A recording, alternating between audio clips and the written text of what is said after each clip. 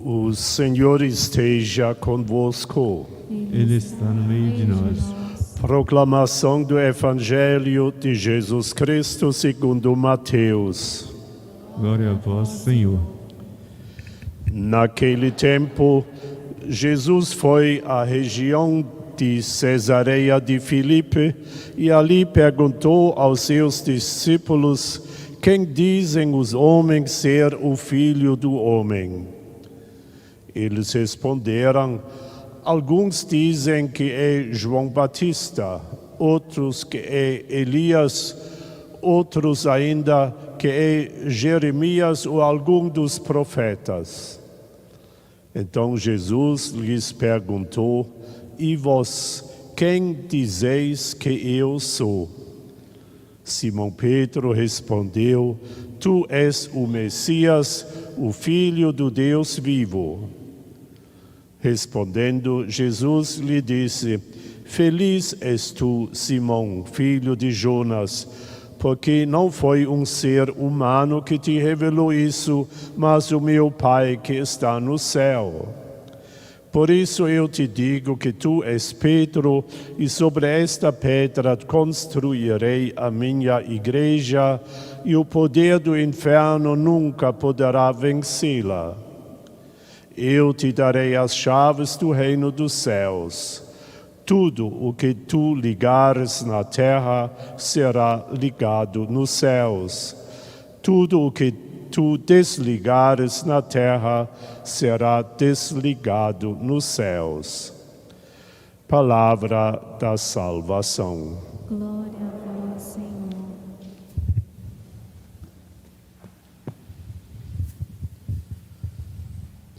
Meus prezados irmãos e irmãs, as grandes igrejas góticas da Europa estão construídas sobre um fundamento sólido e invisível. E nem todos os visitantes destas catedrais sabem que, conforme a estatística medieval, a mesma quantidade de pedras necessárias vistas de fora nos muros, colunas, torres e abóbadas, é também a mesma quantidade que foi usada para lançar os fundamentos. Um fundamento invisível, contudo,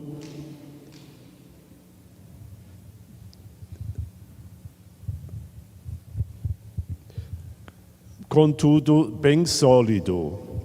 E também a comunidade de fé da igreja está construída sobre um fundamento estável, o fundamento dos apóstolos. E dois desses apóstolos celebramos hoje, Pedro e Paulo. Simão Pedro era natural de Betsaida e era pescador de profissão.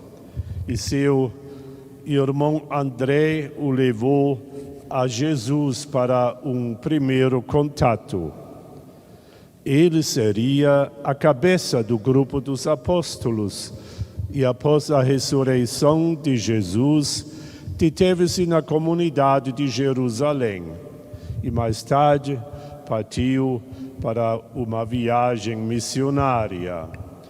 E perto do ano 50 estava em Jerusalém participando do primeiro concílio dos apóstolos e mais tarde o encontramos em Roma, sob o regime do imperador Nero, sofreu a morte de mártir. E Saulo, chamado mais tarde de Paulo, nasceu em Tarso, na diáspora judia da Turquia de hoje. Recebeu a formação de um rabi e perseguiu fanaticamente a jovem comunidade cristã. A caminho para a exterminação dos cristãos em Damasco, encontra Cristo. E este encontro transforma toda a sua vida. Ele se deixa batizar e se retira em isolamento durante 3 anos. E depois disso, começa a anunciar o Evangelho de Cristo. Foi apresentado aos demais apóstolos e inicia a sua missão entre os pagãos. Igual a Pedro, também sofre o martírio, sendo decapitado fora dos muros em Roma. Esses dados biográficos, caros irmãos e irmãs, são rapidamente narrados. Mas como na Catedral Gótica, o decisivo é o fundamento não visível.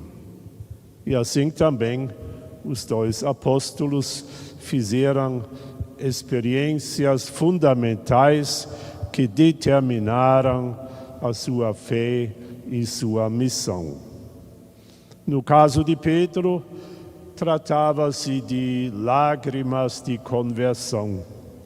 E no caso de Paulo, da admiração da cruz. E no Evangelho que ouvimos dizer, Pedro, tu és Pedro, a rocha, e sobre esta pedra edificarei a minha igreja, Jesus dirige a ele. Agora a gente poderia ter a impressão de Pedro tivesse sido ou tido um caráter extremamente estável. E por causa disso o Senhor lhe tivesse confiado essa tarefa. Mas o caso era justamente o contrário. Simão Pedro tinha antes uma personalidade inconstante. Facilmente ele se deixava entusiasmar e tão depressa também tornava-se inseguro. Num primeiro momento, ele conseguia ser bastante corajoso, contudo, logo depois, caiu também em depressão. Era fiel e também infiel. E essa sua característica o levou também à sua traição. Estou disposto a enfrentar contigo a prisão e a morte, ele vociferou. Mas quando Jesus então ficou preso e ele foi perguntado pela empregada se ele fazia parte do grupo dele, lá perto à beira da fogueira, ele ali nega 3 vezes que conhece este Jesus. E aí o galo canta, Jesus passando, olha para ele e Pedro se lembra dessa previsão de Jesus e começa a chorar amargamente. E estas lágrimas de arrependimento e sua conversão sincera manifestam-se no encontro com o ressuscitado, pois 3 vezes Jesus pergunta a Pedro lá na beira do lago de Tiberíades, nos dias ou semanas após a ressurreição de Jesus: Pedro, você me ama? E Pedro responde: Senhor, tu sabes tudo.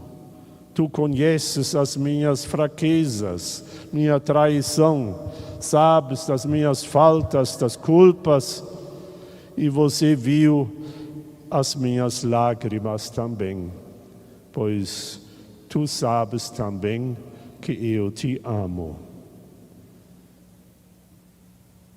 Não era uma conversa fiada, mas sim fruto de um amor sincero que leva à conversão, e as lágrimas da conversão se transformam em fundamento que sustenta Pedro do resto de sua vida. A experiência fundamental de Paulo é um pouquinho diferente. Deus me amou quando eu ainda era ruim, era mau. E Paulo, como teólogo formado, era bem familiarizado com a lei, a Torá, e conhecia a interpretação destas inúmeras leis. Conhecia também o mandamento duplo do amor a Deus e ao próximo. Contudo, o amor ao inimigo era-lhe suspeitoso. Não simpatizava com isso, não. O mal, assim ele pensava, devia ser combatido, devia ser exterminado, e também aquela seita estranha dos cristãos que ameaçava o judaísmo também merecia ser perseguida. E isso ele não deixou escapar, assistindo e motivando a morte por apedrejamento do diácono Estevão. Mas Cristo, de sua parte, a este ponto chegou Paulo, amou o mal até a cruz, de modo que o mal foi transformado em felicidade. E a cruz se tornou então uma nova forma de amor aos inimigos, e a ressurreição comprova que este amor crucificado é vitorioso. E justamente Paulo descobre isso em frente de Damasco. Cristo, a quem perseguia, o ama tanto que o torna seu colaborador, seu apóstolo. Paulo cai do cavalo e está entregue a um dos discípulos do Senhor. E por isso Paulo não quer saber mais de outra coisa a não ser anunciar a cruz. Com alegre admiração afirma sempre de novo: este Jesus me amou antes de eu me ter mudado. Eu era a crucificação de Deus e Cristo me amou, pendurado na cruz. Ele ressuscitou, me perdoou e seu amor me marca, o amor na dimensão da cruz. Meus caros irmãos e irmãs, ambos os apóstolos, com suas experiências fundamentais, celebramos hoje, apesar de tão grandes diferenças, pois ambos vivenciam dois aspectos importantes que também hoje na nossa igreja necessitamos. Pedro representa a função, a tarefa administrativa, o munus, que é necessário para organizar e executar as coisas. E Paulo representa o dom especial a serviço da igreja, o carisma. Então, munus, o dom de administração, de organização do pastoreio, e a carisma não se contradizem um ao outro, mas sim se complementam. Pedro, na sua missão, precisa de Paulo, pois a igreja não podia permanecer em Jerusalém, nesta cidade relativamente pequena. A fim de não tornar-se uma pequena seita, ela precisava sair desta situação, e isso Paulo organizou. E Paulo precisa de Pedro, pois a igreja não começou em Damasco, onde ele caiu do cavalo, mas sim em Galileia, onde Cristo andava pregando a mensagem do reino de Deus e escolhendo os seus discípulos. Então a igreja necessita das histórias de Pedro, pois necessita da recordação de Jesus. Pedro andou desde o início de sua vida pública com Jesus, enquanto Paulo começou a perseguir esse grupo de discípulos.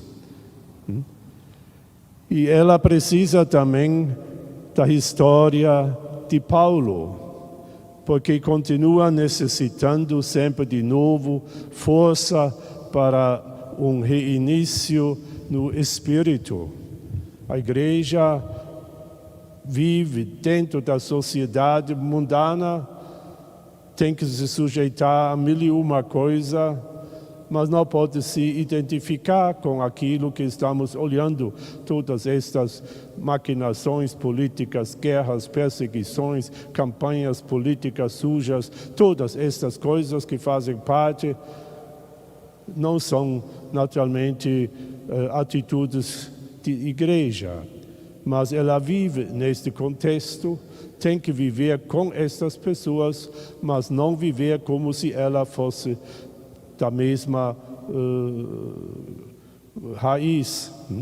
E assim também é importante que os pais, os dois, Paulo e Pedro, de vez em quando brigaram, e às vezes duramente, e se reconciliaram também de novo.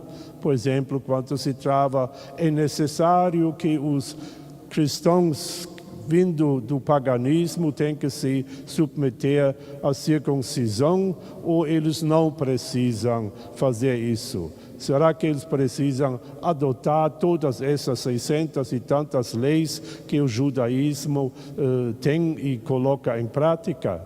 Situações de espírito, situações de carisma e também situações de organização e de possibilidade de convivência entre cristãos vindo da origem pagã e os outros da origem judia. Então, meus caros irmãos,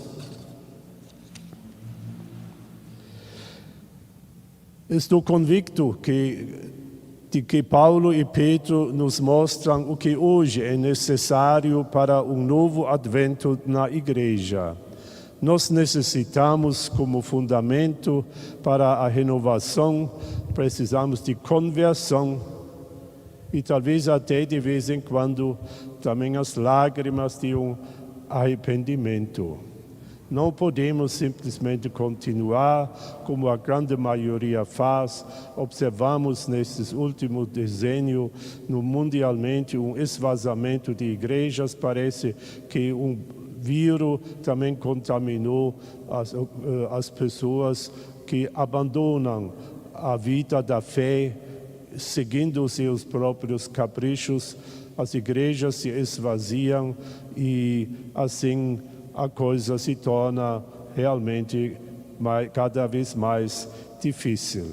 Precisamos abraçar de novo também a nossa fé e reconhecer também a nossa culpa, nosso relaxamento, a nossa fraqueza e assim por diante.